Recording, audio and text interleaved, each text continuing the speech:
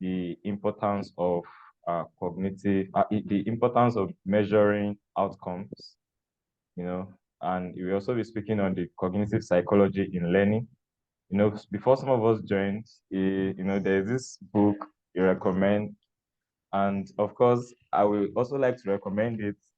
Probably, I will try to see if I can get the link, where I ordered it so that we can all have one. It's a very nice book. It helps to understand how memory works, cognitive methods, for learning. And I'm sure it's part of what we'll be learning this evening or tonight. Actually, it should be 10 a.m. Uh, I think it should be 10 a.m. where our facilitator is right now. Is in the West Coast, you know. So I don't want to take our time. I just want us to jump right into it. It's going to be an awesome time learning. So if you have questions, please ensure to use the reaction, raise up your hand, or probably unmute yourself to ask questions, and let it be interactive. So thank you. Yeah, Thomas Garrod is the name of our facilitator tonight, and he is the founder and CEO of Keyworks Foundation. Keyworks Foundation is it's a non-profit institution or organization, and they are doing a lot helping uh, uh, helping people around the globe. And also, I was opportune to intern with them, for I think over a year before I got a job, with another organization. Then I couldn't continue my internship. So my experience there is one of the reasons why I feel, if I'm looking at having a community or a group of people to rub minds with on instructional design, my experience there, call for this invitation, asking him to come around to tell us more about instructional design, so that we'll not just be doing things that are substandard, because most of what we see around are substandard instructional design processes. So tonight is going to be having some 30-40 minutes, to interact with us. So I hope learn a lot. I have my pen here, as always, to learn. So thank you. I will just allow Thomas to have the floor. So you're welcome. Okay, so my name's Thomas Garrett. I am an instructional designer. I live in Washington State, the northwest corner of the continental United States. I have worked in instructional design for over 25 years. I've worked for Boeing, Intel, Microsoft, IBM, AT&T, Nike, lots of different organizations. And I can tell you that instructional design is an exciting field. It's a very satisfying field if you do the work right. I will also tell you that there are many people who are poorly prepared, lots of organizations that don't care enough to do things right. Yeah. But you can change that if you do things right. And if you follow my advice, you can make an organization that doesn't create good training, you can make changes happen without telling anybody anything. You just do what I suggest, and very soon they will come around and be a better organization. And interestingly enough, instructional design actually has a huge impact on organizational culture and organizational sustainability. Because what we do is we make things better. We don't create a course because somebody doesn't know something. We create a course because there's a problem. Something isn't right. And our job is to make it right. But also, our job is to make sure we don't waste money. So the first thing we do in instructional design is we do something called needs analysis. And needs analysis isn't just about the audience. It's also about the problem. And can we solve that problem? So our needs analysis gets into a lot of deep stuff, like what is the problem? Why does it happen? What are the factors? Is ignorance the problem? And what is the resistance to the change we propose to bring about? And we need to know that. We have to know anything that can get in the way of change. Before we start, we have to know it. So our job as needs analysis is much more complicated than often thought. Many people think that the only thing we need needs analysis for is to understand our audience. Actually, there are situations where we can't possibly understand our audience. In an academic course, any course that is for an audience who is not yet here, like if you're creating a course for a university, or you're creating a course for a software application, and you don't know who's going to use that software application, but you have to train all users who may come to use it how to use it. So you can't know your audience in all cases. If we're working for an organization, we're going to know who our audience is because we know who's required to take it. And here's a little tip. Nobody takes a course on a job if they're not required to take the course. We got work to do on a job. We're judged by our productivity. We have tasks that have to get done. We're not taking time out to take a course unless somebody puts a gun to us. Especially since most training is insulting. And we Yes. want to change that, by the way. We want to make training more intellectually engaging and enjoyable. Yeah. And as I tell all my interns, this is highly possible. We can create a course on subjects that people typically hate, and we can make them love them because we get into their head and understand how they think. Yeah. And we're going to create a course, we're going to have empathy for their experience, and we're going to create a course that works for them. And that's our challenge. Yeah. So I'm looking at my notes here to make sure that I cover what I want to cover. So the question might be, what is instructional design? It is the art and science of delivering knowledge. We take knowledge that we have or that our subject matter experts have, and we transfer it to our learners. And it is that method of expressing information so that people can understand and retain that knowledge, but also to motivate them to apply that knowledge. Because, by the way, knowledge isn't nearly enough. And if you don't believe me, think back to school when teachers said no running in the hall. You knew you weren't supposed to run in the hall as a child, but if the teacher wasn't there, you would be running because you want to get outside to play. So you want to be the first on the playground, you're going to run. So what is it that kids need, same as adults? They need to know why. And we need to help them understand why the information we're going to give them is important and why they need to be part of the solution.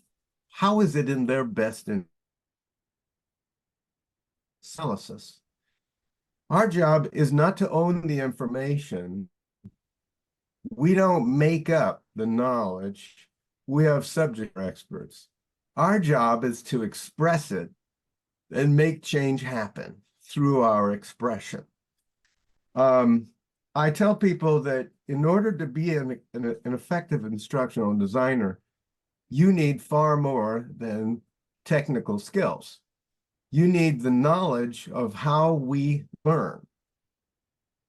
And this book, Building Expertise, that's very helpful. It's not just how we learn, but how can we help people learn? So I recommend chapters 5 through 14 in this book. I don't recommend anything else but those chapters, otherwise you're wasting your time.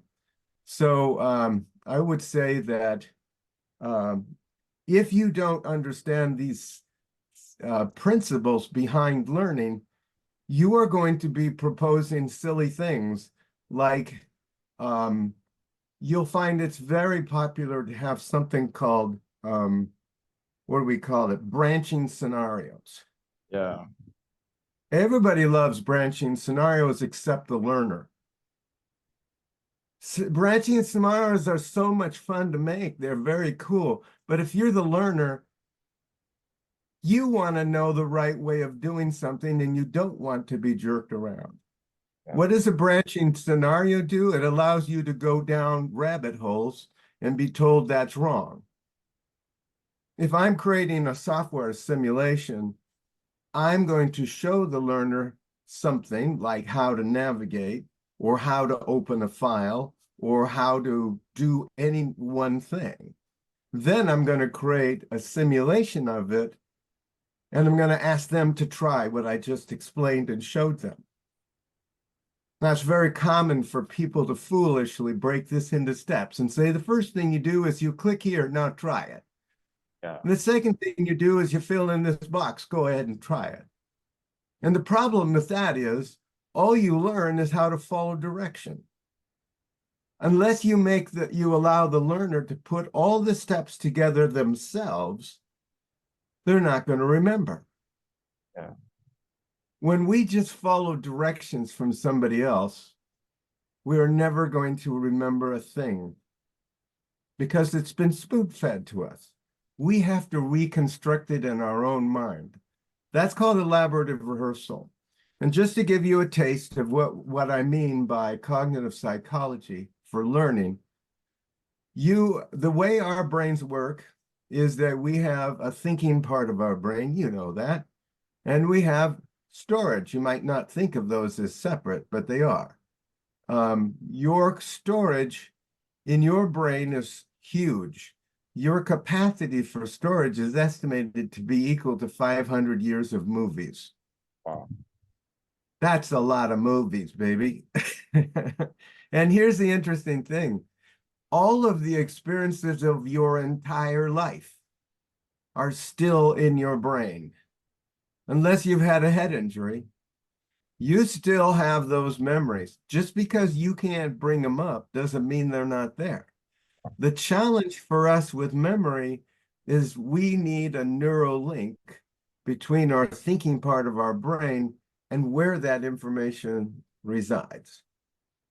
And how do we get that? We get that by pulling it back and using it. So right now, Taye is taking notes on what I say. And how does he take notes? In order to take notes, he hears what I said. He basically has to go back to his memory because what I said immediately goes into storage. He has to say, let's see, what did he say?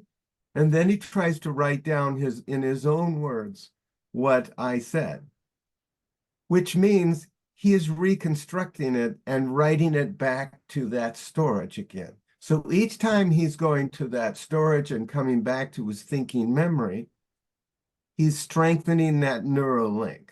Yeah. A simple example here, and I give this before, so Taye is probably going to be tired of hearing it, but if you come to a new campus and you want to know where the library is, Yeah. you're going to get a series of steps, which might be go down that path over there, turn right at the big cypress tree or whatever tree, go to the cafeteria, and then turn left. So you have these steps. And you're going to listen to it and you're going to say, oh, yeah, okay. And so you start to walk, and then you're going to realize that you've forgotten most of those steps. And you're not sure which one was first, and it's all jumbled up. So here's what I recommend you do. Before you leave, you say, let me see if I can repeat this back to you. Then you try to repeat the steps. So when you're doing that, you're pulling it back from your memory, you're reconstructing it, you're rewriting it. And the person is going to say, well, no, actually, the second step's wrong, or the third step's wrong, and whatever. He's going to correct you. And you should say, let me try again. And you should repeat your try until you get it right. So we know that if you ever get it right, you will be able to get it right on your own when you walk away because you pulled that from your memory. You obviously have that neural link, but only by actually trying to reconstruct it will you build that neural link and will you be able to pull that back up. The funny thing about our memory is when I explain this to you, you're nodding your head, you understand it perfectly, and you're thinking, I get it. I'll never forget this. But you don't realize that you will instantly forget it unless you reconstruct it. Yeah. So understanding that principle, then we have to create activities that help people learn. we have to understand how that happens and how we can help people with complex information. There are, in the book Building Expertise, you'll learn about learning models and different approaches. There's leveraging prior learning. So in other words, how can we take what you don't know and relate it to something you already know? How can we make it like what you know so that it's now much more familiar to you and you can understand it much better? If we're talking about something in science that's very seemingly complex and we can relate it to something very normal. In Ruth Clark's book, Building Expertise, she gives an example of relating a scientific principle to a packet of ketchup that you put on a hamburger. Then it's very, very normal for us to squeeze ketchup out of a little plastic container. So that makes what was trying to be explained very familiar to us. So that's leveraging prior learning. Then there's how it works learning, and there's problem-centered learning. And we're going to understand how this particular learning challenge is more appropriate for, and this audience for leveraging prior learning or problem-centered learning or whatever. So having these principles, how the brain works. By the way, another very important principle is cognitive load theory. Most people don't understand that our ability to process information is limited and that we all will check out, leave town mentally when we're overloaded. So, and I always break this rule when I'm talking to you guys. I'm throwing so much at you that at some point you're probably going to say, well, what was that? What was that I was going to do tonight? Or what about that television show I saw last night? That was really great. Or what music should we listen to now? Your mind's going to go to a happier place if I overload you. So what I want you to understand is if you have the knowledge of how the brain works and how learning works, then you can design learning intelligently. Otherwise, you're going to be using what's popular, what other people think is cool. And whatever anybody thinks is cool to make is not the same thing as what's cool to experience. Yeah. We always want to create training that's as simple as possible. It's the message that's more important, not the technology behind it. Yeah. So we use the simplest approach possible to get the job done and only go to complexity when the challenge requires it.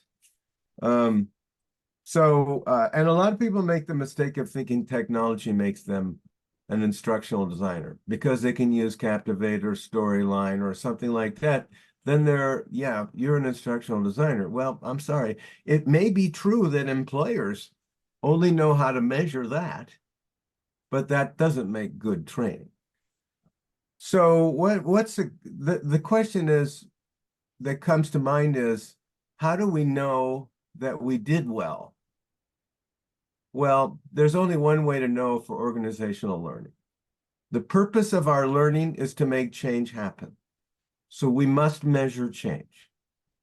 So when you are creating a course on safety, you need to ask, what is our challenge on safety?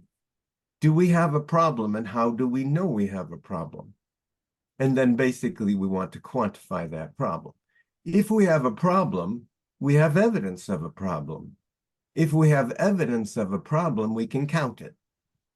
So if people are getting hurt, then there are a number of hours lost to injury. Every organization knows how many hours are lost to injury because they have to pay for health insurance. There's a cost whenever somebody's injured on the job. So they should be able to quantify that. And if they can't, you can help them do it. But here's the secret about this. If you can show value for your work, you are no longer an expense. If you can't show value, you are an expense. And what does a company do with expenses, especially when times are tough? They cut expenses. But if you make change happen and can show a value for the degree of change you make, money value, then you are an investment, not an expense. And I promise you, there isn't an organization out there that I've worked for that does this. But there's nothing to keep you from doing it on your job. And if you do it, eventually everybody else will do it. Because you'll be the only one who proves that you make a difference or even knows when you don't. And by the way, if we know that change didn't happen, then we really ought to go back and fix it.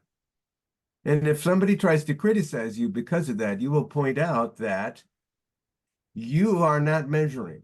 So you have no way of knowing whether your course is making a difference. And we all know that when there's no quality assurance, when there's no measure of quality, we don't get quality. You cannot expect quality when we're not measuring. For one thing, we don't learn. When we measure, we learn. We're not successful. We go back and look and try to see what we did wrong. Almost always, it has to do with our needs analysis. We fail to ask enough questions. We fail to fully understand because there was something we completely missed. And there's really no excuse. We don't get to say, well, how was I to know? Well, the answer is you got to know. So what does it take to be a good instructional designer?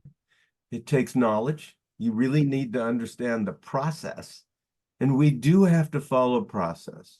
When we try to jump to immediately building a course, we're going to have a course that's not very good. So, as an instructional designer, I've created training for subjects I didn't even know existed. And that's okay, because I always have a subject matter expert. I don't go out and do research and come up with a course.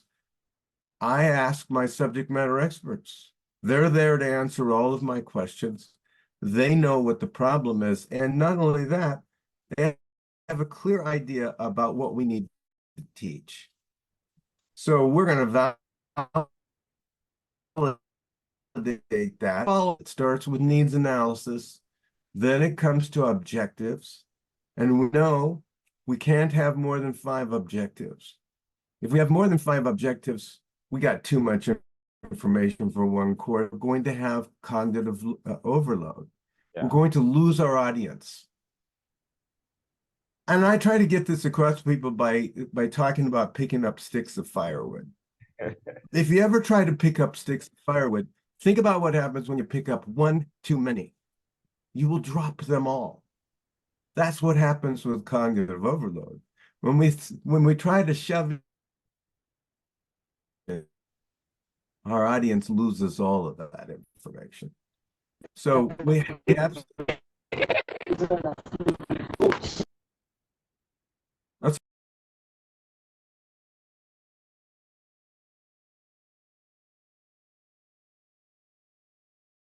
true. Are we still working, Sayo? Yeah. Taye? Okay. Yes, we can hear you. Yeah, thank you. I lost sound there for a minute, I think. Okay. Yeah. So let me see if there's anything I've missed that I was going to say. So I want to point out that in instructional design, there are 2 different basic categories of instructional design. One is academic, one is organizational. Academic is simply we're giving information and we are measured by how well people learn. Organizational learning, we're giving information, but we're also motivating people to accomplish, and we're measured not by what they know, but by the change that happens. Both are interesting, but I can tell you that it's more challenging and actually more rewarding to do the organizational because you can see that you made a difference. When you create a course on math or English 101 or whatever, you're just giving information and you have no idea what effect that has on people's lives. People may be interested, may not be. You know, in organization learning, we do want to know that people enjoyed the course, and they should.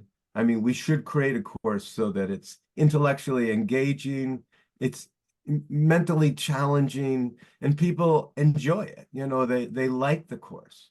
But that really isn't the measure of our success. And we can measure to see whether people like it. We can measure to see whether people learn anything. We can measure to see if people apply what we teach on the job. But those three levels of Kirkpatrick evaluation aren't the ultimate. The final measure is the degree of change and the value of that change. So one of the things I tell people is when you're doing your needs analysis and you're getting those um, problem metrics, you need to ask your stakeholder, what is the value of 10% change? And if your manager tells you that the value is, let's see, by the way, I think I realized that I've never turned my camera on. I'm so sorry. I didn't know it was off. I'm so used to Google Meet that it automatically is on, so I don't use this enough. I'm sorry. Nice to So see you. yeah, Merry Christmas, everybody. So I forget what I was saying. What was I saying? But that's all right. I forget what I was saying. But right now, I think it'd be great to open it up to questions. Do people have any questions? Okay, we can drop our questions in the chat. I will read it out. I think Or we people, are, oh, questions already, do you? Okay, great. yeah, we are discussing academic and organization, you know, how we measure change in the organization, or how we measure our success when we design courses for organization settings. That's Okay. where we are. So is that a question? No, no, no. I'm just getting back to where we stopped. Oh, okay. Okay. So we know that we measure academic knowledge by how well people, I mean, success by whether people learn. We measure organizational success by the change that happens and the value of that change. And I was pointing out that you always want to ask how much a unit of change is worth. Because if it's not worth much, I mean, remember, we're measured by the change, but also the return on the value of the change. Yeah, So if it costs more to deliver the course, then the value that you generated, you wasted money. You need to generate more value. And generally, we can easily generate 10 times the cost of a course. But the cost of a course can be significant. It could be, if you're dealing with 5,000 employees, and these are engineers that are getting paid $80 an hour, somebody do the math. That's a lot of money. yeah, a And lot. so we pay these employees to take the course. So we need to make change happen that's worth more than that. So, and there is a huge cost in much. Much of what we do is increasing productivity. Yeah, Sometimes what we do is we save money. The courses that we create can generate millions of dollars worth of benefit. When I worked at Intel, we created a course on an application called Teradata that worked with data warehousing and gave a three-dimensional picture of information across the business. And it made a huge difference on how they made decisions. They used it to make business decisions, and it wasn't working very well. So I trained people on how to create a different kind of data model. Now, before I started that course, I had no idea what Teradata was or what a data model was. I didn't know those things, and I had a subject matter expert. We always follow a process, by the way, that's big picture, really big, and I don't want to know the details, not until I get there. So I start with, what's the problem? How do we know there's a problem? Who are the people? This kind of stuff. And then I'm going to say, okay, now we're talking about moving on to solving the problem. And I'm going to come up with a terminal objective. What's our ultimate goal? And how are we going to get there? Those are the enabling objectives. In order to get to this terminal objective, we have to do this, this, and this. They have to know this, they have to be able to do this, they have to, and there's only 5 of those. If it turns out we have 15, we got 3 courses. Yeah. Right? It's simple. So you never want to throw too much at your learners at once. Now, as I continue to talk now, I want people to just ask me questions. You can just interrupt me. You can, and if your audio isn't working very well, as in one case, it was very cracked up. If that's the case, just type the question and Taye can give it to me. We have a question So, in the chat.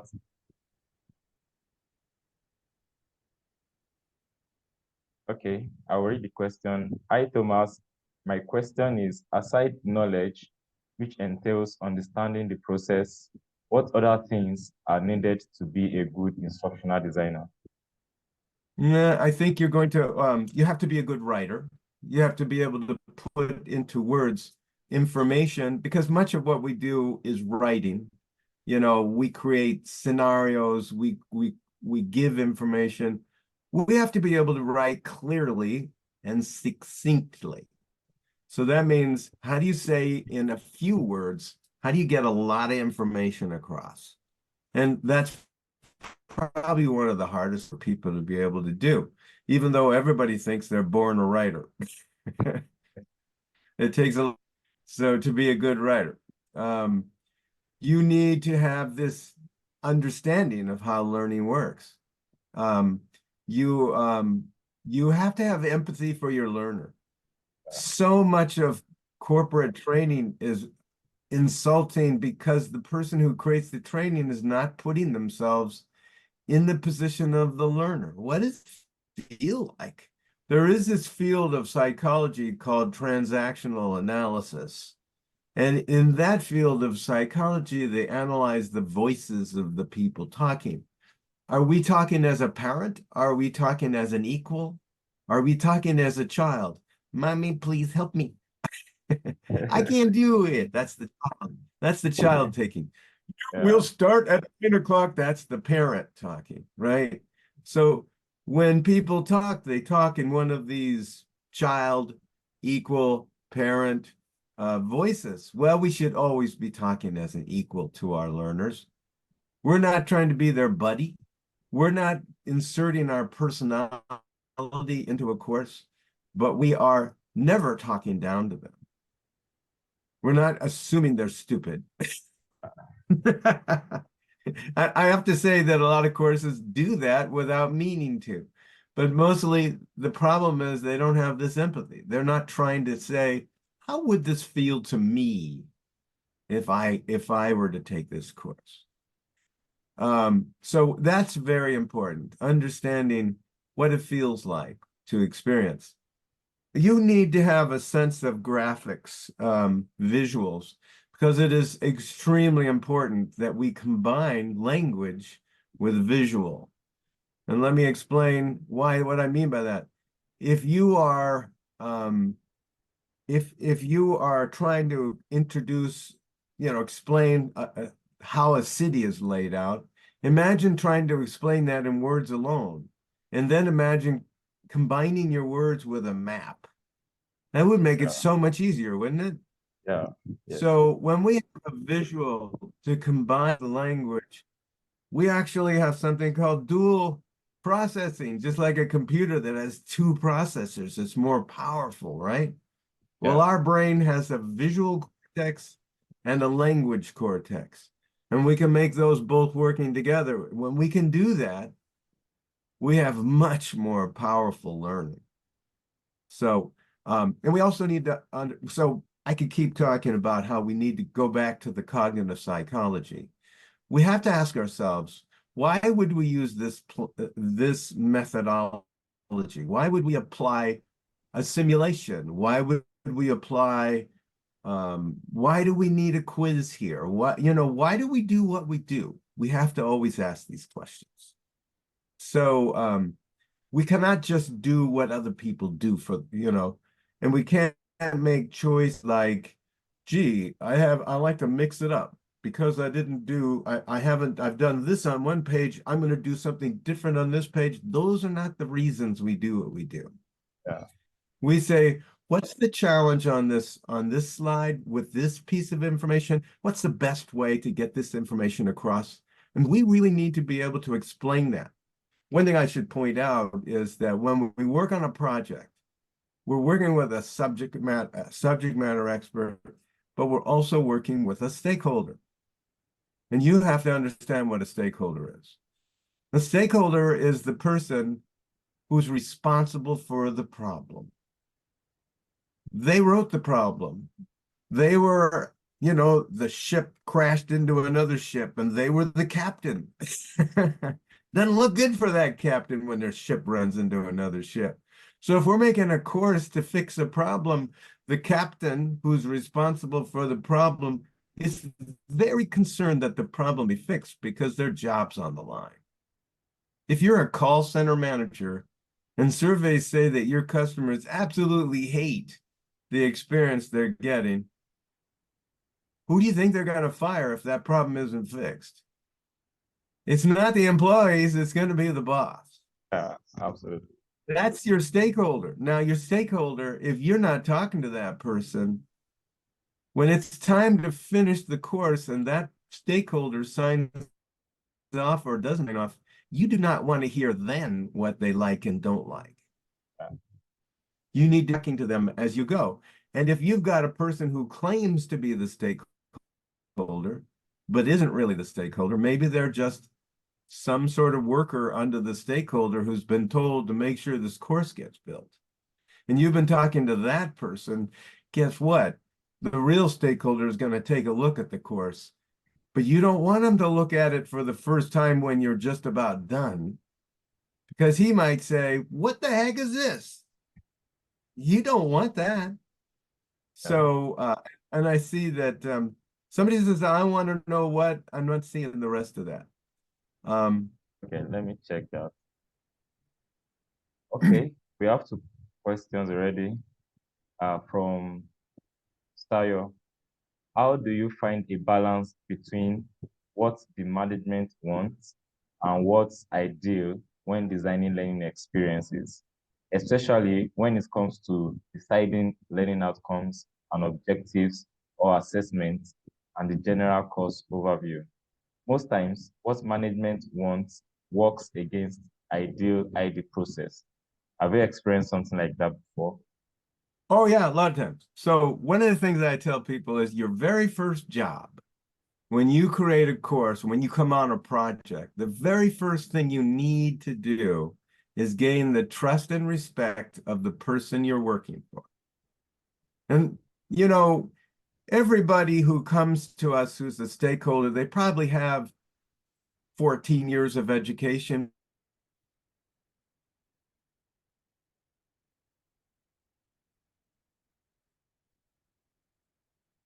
But they think they do. So when you study that building expertise and you start explaining principles to them, they're going to know some for what you explained, especially if you use the big words. You're going to throw out elaborative rehearsal, cognitive load theory, dual encoding, scaffolding, all kinds of principles, and you're going to explain them, but you're going to use those big words. Yeah. And they're going to understand what you're saying, but they won't remember it. The most important thing they will remember is things they don't know. Yeah. And when they say, what I think would be cool is I think I should just speak to my audience. We'll make a video of me talking to the audience. Really bad idea, by the way. A long-winded video is passive learning.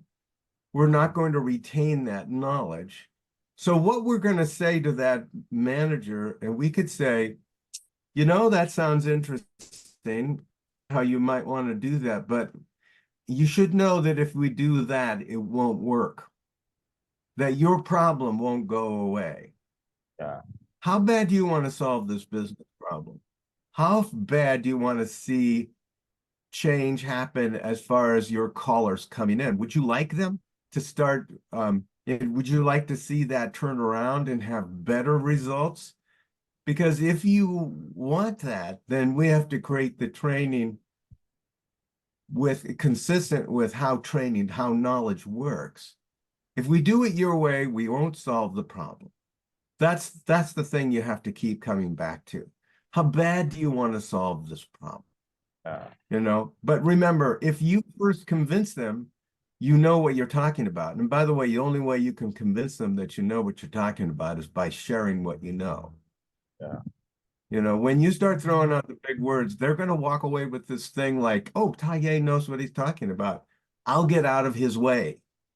If they don't believe you know what you're doing and you can help them, they will be anxious and they will tell you how to do your job. That's how you know you failed in that first duty. So every time an employer, a stakeholder tries to tell you what to do, and it's not useful, and it usually isn't because they don't know anything about training, you have to explain the science behind it and remind them that they want this problem to be solved. When they understand why what they're proposing isn't going to help solve that problem, they will get out of the way. Yeah. I had an experience at Intel where I was working with the legal department and the branding department. These are the two most powerful, entities in any organization. And this was for people speaking outside of Intel. There were all kinds of legal risks, all kinds of branding risks, all kinds of strategic risks. And there were people who would try to trick those people speaking into exposing trade secrets, exposing, there are all kinds of risks like third-party confidentiality agreements. There were, let's see, what were some of the other issues? There were trade secrets, there was insider trading risks, all kinds of risks. So they were very anxious. And the person who had been leading this project before me got fired because they weren't happy with this person. And they kept trying to tell this person how to do his job, and he kept trying to do what they wanted. He kept trying to please them. So when they handed the project over to me, I walked into the room, I said, I want to apologize for the trouble you've had for the last 6 months on this project, and here's what we're going to do and why. And when I just got a few minutes speaking, they said, thank goodness we finally have somebody who knows what they're doing.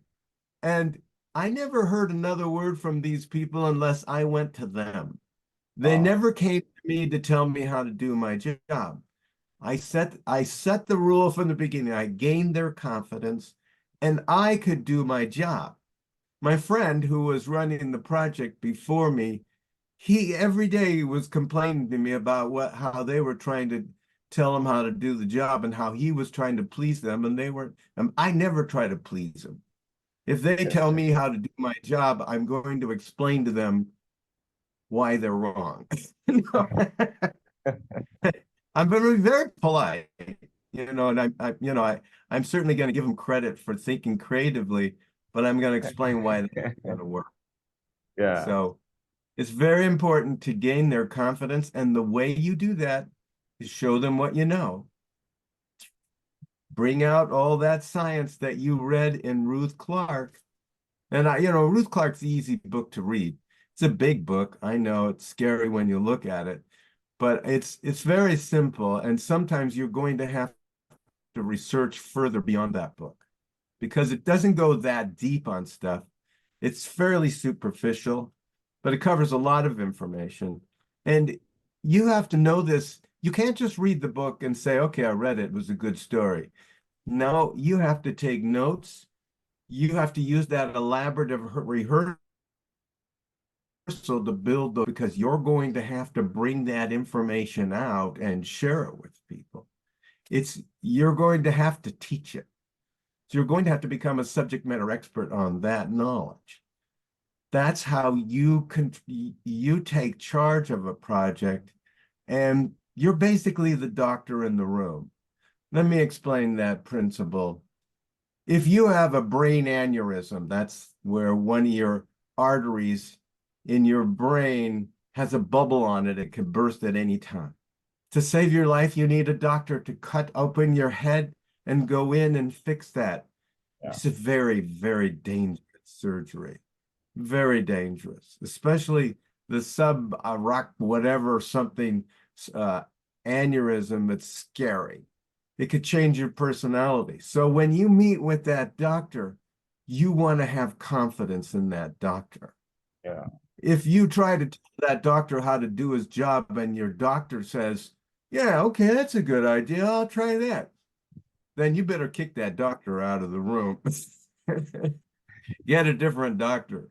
Because if the doctor is taking advice from the patient, not a very good doctor. So ultimately, your patient, think of your stakeholder as your patient. They're very anxious. They have a brain aneurysm and they need you to fix it. So ultimately, it's really important to gain their confidence. And again, the way you do that is you always revert to the problem. You always go back to what is the problem? And do you really want to solve that problem? By the way, I didn't realize I can look at I can look at the chats here. So I'm looking at these questions. Understanding process. My question is aside knowledge which entails understanding this, what are the things that are needed to be a good instructional designer? Okay, we talked about that. Yeah. What is a relationship it has with counseling therapists towards solving? That's an interesting question. I don't actually have any relationship with a counseling therapist. I can't afford a therapist. Come on, no. We could all use a therapist, but I can't afford one, so I don't have a therapist. Organizational problems. To solve organizational problems, we have to understand the problem. The problem could be safety. The problem could be a production outcome. The problem could be a new process that people don't know how to use. The problem, could be improper application of the process. So there are 100 different problems, but our job is to understand the problem and the dynamics of the problem. And we're going to be asking the question, is knowledge the problem? In the case of the call center, for example, sometimes a problem isn't because of knowledge. In the case of the call center problem in the real case that happened, the problem wasn't that people didn't know how to be kind or nice and efficient to customers. What the problem was that the call center was demanding too high a volume of calls and firing people if they couldn't keep the volume up. And my analysis of the situation was, first, you have to give people the ability you have to cut down the volume you're requiring. And as they learn and become more efficient, you can increase the volume. But if you start with a high volume, in order to survive and not be fired, they're going to have to be rude. They can't focus on being nice to the customer. They're trying very hard to keep their job. And that means they're just going to be as ruthless as possible, including dropping calls. So my assessment and my conversation with the stakeholder was, look, you're going to have to pick between quality and quantity. You cannot have both right out of the box. Right now, you're training your people to be rude. That's why you're getting evaluations from your callers. First, reduce the number. And if you're not willing to do that, then I would reject this course. I would say this is not a practical use of our money, because as long as you're training them to be rude, whatever training I do is not going to mean anything. So, and they're against a course. If a stakeholder, the real stakeholder, is not going to be involved, then I'm going to recommend against the course. Anybody want to know why the stakeholder is so amazingly important, critically important? Yes. The reason is because, there are a lot of subordinate reasons, like they know a lot. you know, they can bring answers. They can also clear paths whenever there's barriers to us for us. Maybe the budget isn't not going to allow us to do what needs to be done. If they want it, they can make it happen because they got power. Yeah. Usually these are important people. So that's one thing. But the most important reason a stakeholder is there is because they take responsibility for the message that we're creating, the content we're shoving out, the change we're proposing. They own that. They are the ones who are they have the technical responsibility to make sure that the change that we're delivering is the right change. And we do not want to accept that responsibility. Yeah. If we don't get a stakeholder sign off, then whatever happens is on us, and we may not be competent. I mean, we're talking about a production change. We're talking about, some very complicated things. We're not an engineer. We're not a doctor. We're not whatever. So for us to take responsibility for the change we're implementing would be highly irresponsible. Yeah. The stakeholder has to sign off. If there isn't signing off and you move forward with it, then you accept responsibility for the change you're implementing. That's just not wise. I would never do that. When things go wrong and there's a huge loss because of a change that I implemented, and I chose to do it on my own without sign off from a stakeholder, then I have to explain why I chose to do that. I can't justify that because I'm not an expert in that field. I'm an expert in information packaging and delivery. I wrap information together to make it work. That's my job. I'm not an expert on the science I am an expert in the science of learning, but I'm not an expert on the science of Teradata, airplane assembly, or any of these things, the use of complex machinery, all the different crazy things that we create courses on. We got subject matter experts and our stakeholder has to sign off on. What design model would I use? I recommend? Well, I would talk about learning model. I'm not sure what you mean by design model. So my learning model, I want to have learners be able to talk to each other. I want to have activities where learners are going to do things. They can ask questions. They can talk to each other. That's a learning model I use. I call it social constructivist model. But design model, I'm not sure what you mean by design model. Can you say what you mean by design model? That's the instructional design models, Ade, Sam.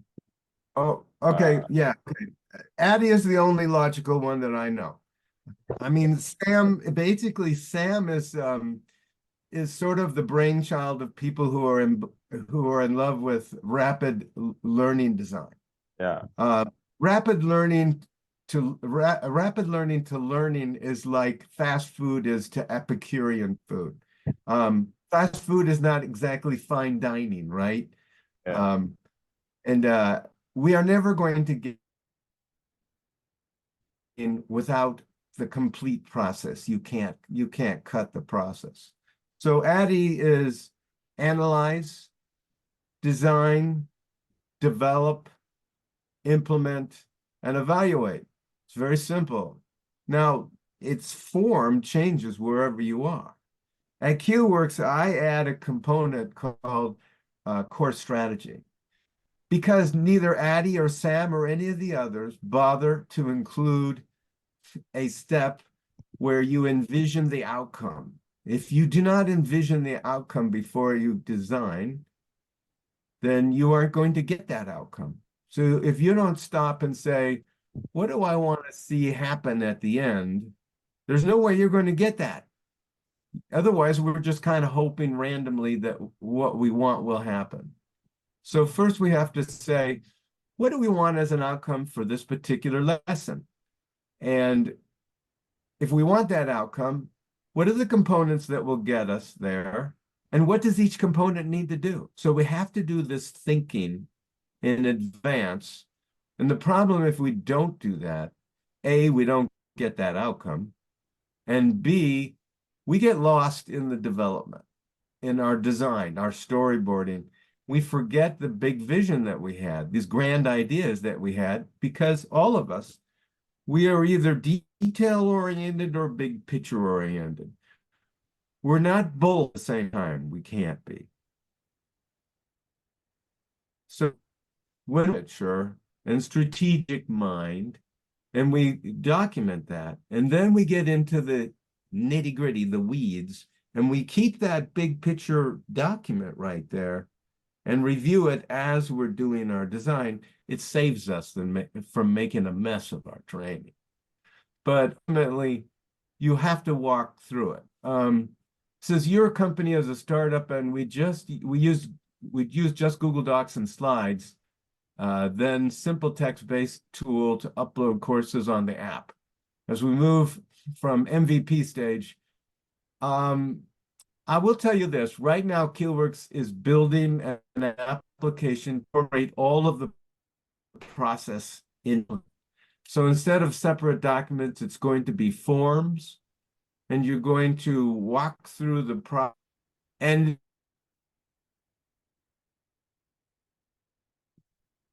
the entry request data has to provide metrics for the problem. What is the problem you're trying to solve? So startup companies, so one thing I'd have to ask on your company that's a startup, how big is it? How many employees do you have? Can you tell me? 15. And so is the training for those 15 employees or is it for a product you're creating? No, it's for, we are the designers. We create the courses for employees of other organizations.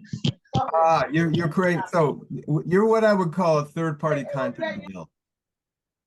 Your company is a third-party content developer. Is that right? Yes. Okay. Now, when you're a third-party content creator, oftentimes what happens is that company comes to you and says, here's the course I want.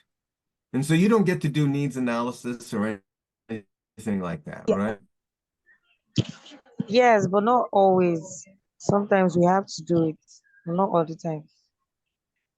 By the way, you shouldn't say you have to do it. We get to do it because Okay. if you can't do needs analysis, you don't have anything to inform Yeah. your effort to create a solution, My advice to a company, and I don't know that any company would ever follow my advice, but my advice would be to tell people that before you do a course, you have to do needs analysis, and you will charge for needs analysis. And if they pay for the needs analysis and your needs analysis suggests that a course should be done, that you can actually make a difference with the course, then you will guarantee a return on investment. They'll have to pay for the course that you create, but you guarantee that they don't pay anything until you have proven return on investment. But you can't do that unless you have needs analysis first. So where needs analysis is going to help you understand, can you actually make a return on investment? What is the measure of success? Do we have to reduce the number of hours lost to injury? Do we have to increase production? What is it we're doing that is worth money? And so we would start with the needs analysis. And usually needs analysis does recommend a course, but it's just as important to know when creating a course is not going to benefit anybody. So although they have to pay for the needs analysis, you're saving them the money of a course that would generate no value at all. And believe me, that happens. So that would be my proposal, my suggestion. But back to your question, a simple text-based tool, you're asking, so development is easier and faster. A couple ways to make development easier and faster is to have templates. you know, it's not unlimited, the different things we do in a course. It's very limited on the different ways that we, different modalities that we use to help people understand. You can make templates so that a certain portion of the work is already done, a structure for any component that you would use in your learning. And the more you have those components, the faster your development can be. But what your business should be trying to do is not try to be the cheapest, but the best. Because if you try to be the cheapest, you will always be fighting, and your margin of profit will be limited. When you develop the reputation for creating courses that make a difference because you measure, you measured the difference, the change. If you get the reputation for generating more value than the cost of the course, then people will pay you more than they pay other companies. That's what your company should be pursuing. Not try to be the lowest bidder, be a higher bidder, but give more money back.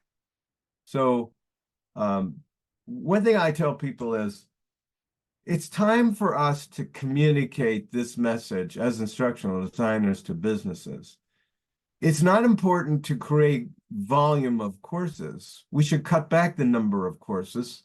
And instead of trying to do a lot of poorly designed courses, create fewer courses and make them effective.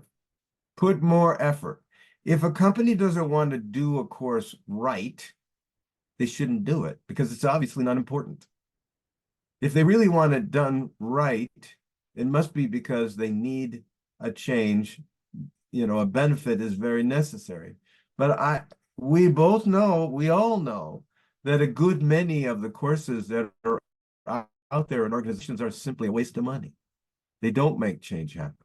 Because they don't measure, they can't be held accountable. Everybody says, oh, the emperor is wearing clothes when he's not. I don't know if you all know the story of the emperor with no clothes, but there's a lot of emperors with no clothes out there, and everybody's saying, yeah, those are incredible clothes you're wearing, but he's not really wearing clothes. And everybody knows it, but they're not going to tell them that they know it. They're going to pretend that those clothes are not really, he has imaginary clothes on, and everybody's supposed to pretend they're actually wearing them. Well, the same thing happens with training. Everybody pretends that training is good when it isn't, and they're not measuring, so they don't know it isn't, or at least don't want to know. But my advice is to companies is stop wasting money on training you don't care enough about to make right. Spend your money on courses and make them right. Spend a little extra to make them right. And you're saving the money you're wasting on courses you don't care about. We should always care. Every course we should care about. There are no throwaway courses. So some people think, well, we have to have this course on sexual harassment. We have to have this course on data protection. Well, why do you have to have that course on this or that? And if you have a real good reason for it, make it right and measure it and make sure you make a difference. And believe me, we can measure every course. So the simple answer to faster, easier development is templates.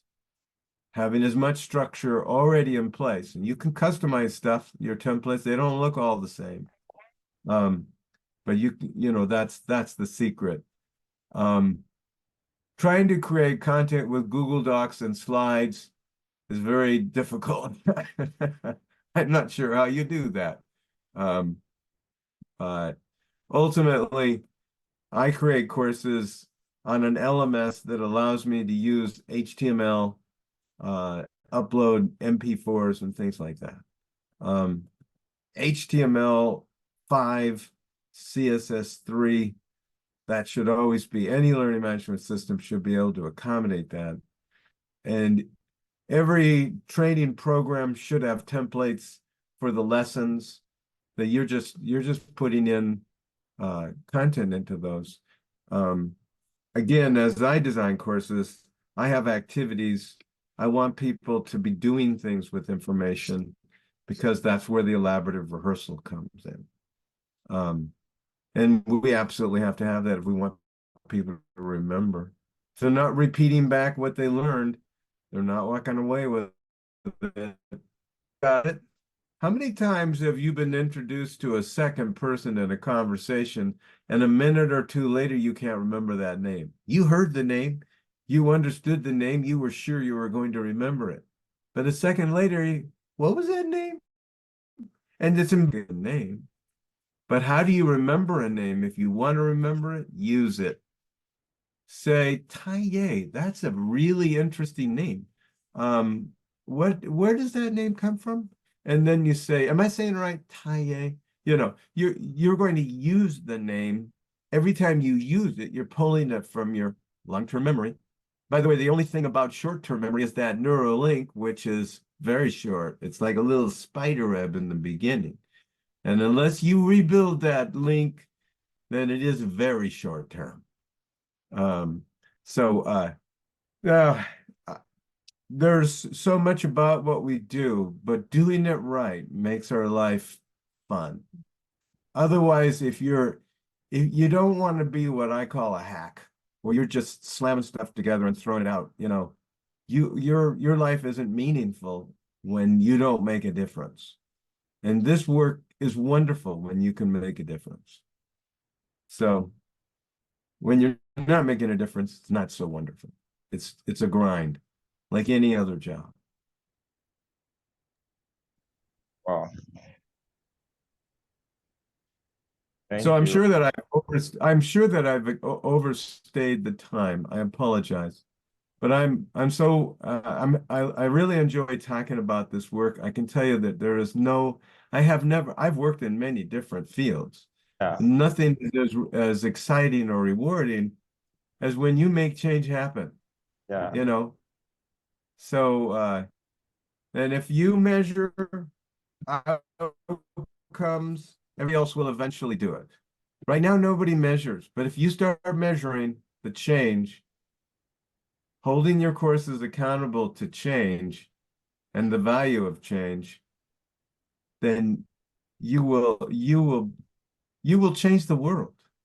Yeah. Absolutely. So I'm very happy to have been able to talk about it. It's a privilege.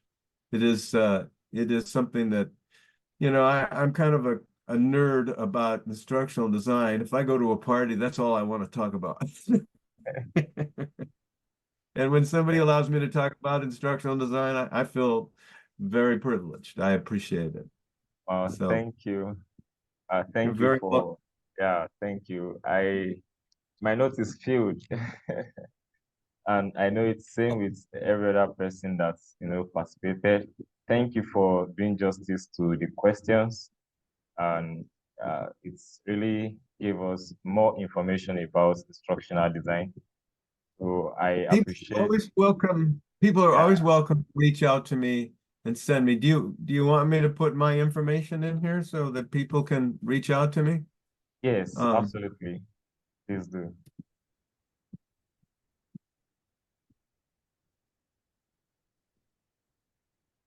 so there's my email address. Anytime you have questions, you know, throw anything at me. I've got an opinion about